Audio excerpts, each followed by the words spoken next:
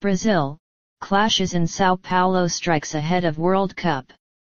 Police in Brazil have used tear gas to break up protesters on the second day of a metro strike that has left São Paulo's transport in chaos. Nearly half of the stations were closed and there was gridlock on the streets of Brazil's largest city, which will host the opening match of the World Cup next Thursday. Workers are demanding a pay rise of at least 10%. A new round of negotiations has failed and the strike will continue.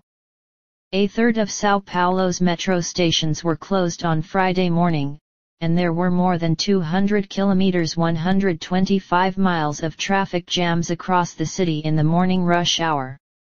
Police fired tear gas and used batons and shields at a demonstration outside Ana Rosa station in central São Paulo. A military police spokesman said officers intervened after clashes broke out between picketing strikers and commuters trying to enter the station. Brazil beat Serbia 1-0 on Friday afternoon in a friendly played at a São Paulo stadium that will not be used during the World Cup, Morumbi. The underground strike and persistent rain tested the patience of some 60,000 fans who turned up for Brazil's last match before the tournament begins.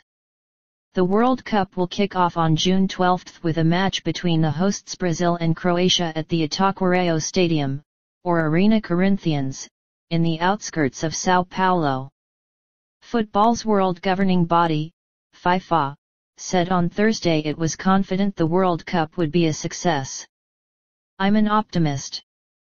After the tournament kicks off, I think there will be a better mood," FIFA President Sepp Blatter said on Thursday.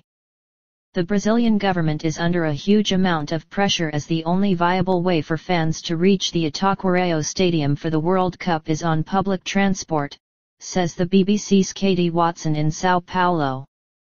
President Dilma Rousseff has defended the country's preparations for the World Cup.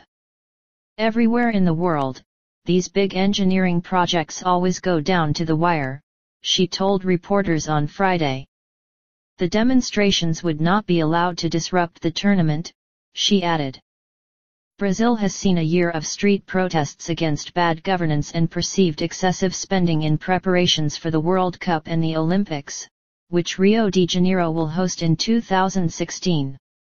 Many Brazilians say, however, that they are tired of protests and strikes. They say the country should enjoy the unique occasion of hosting the World Cup.